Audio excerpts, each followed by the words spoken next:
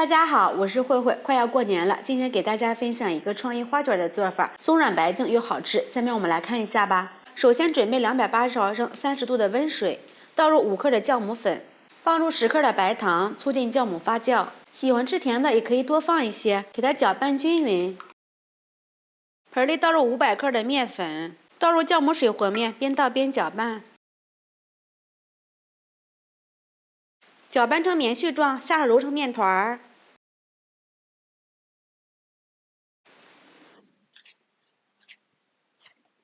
揉成一个中等偏硬一点的面团儿，放到案板上继续揉个7、8分钟，像搓衣服似的这样子给它揉。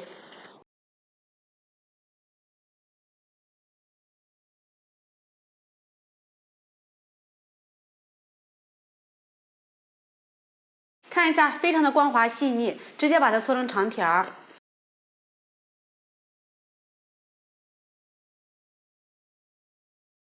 下大小均等的10个剂子，先把这些剂子盖上保鲜膜，防止风干。把每个剂子都给它揉圆，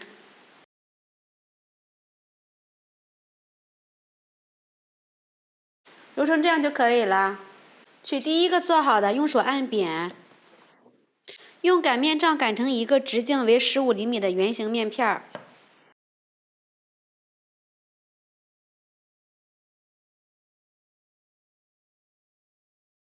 看一下，这样就差不多了。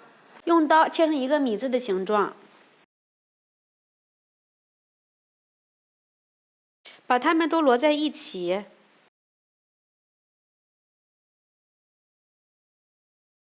用一根筷子在中间按压一下，2个手逆时针给它整理一下形状，弄成这样一个形状。这个尖头朝上，用手指给它往下按，上面放入一颗红枣儿，这样就可以了，非常漂亮。看一下，都做好了，非常的漂亮。直接放到蒸屉里面，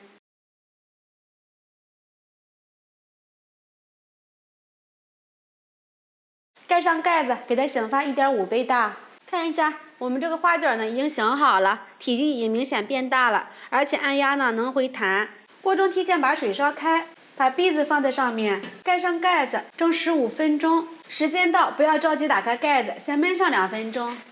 开盖，哇，非常漂亮！看一下，特别的松软，把它取出来，我们的大花卷就做好了。光看着就特别的漂亮，非常的有食欲。1次发酵照样蓬松暄软，颜色特别的洁白。掰开一个看一下，里面的组织呢是特别的细腻。1次做10个还不够全家吃的呢。喜欢的朋友们就赶紧试一下吧。喜欢慧慧的视频，请点击关注转发，拜拜。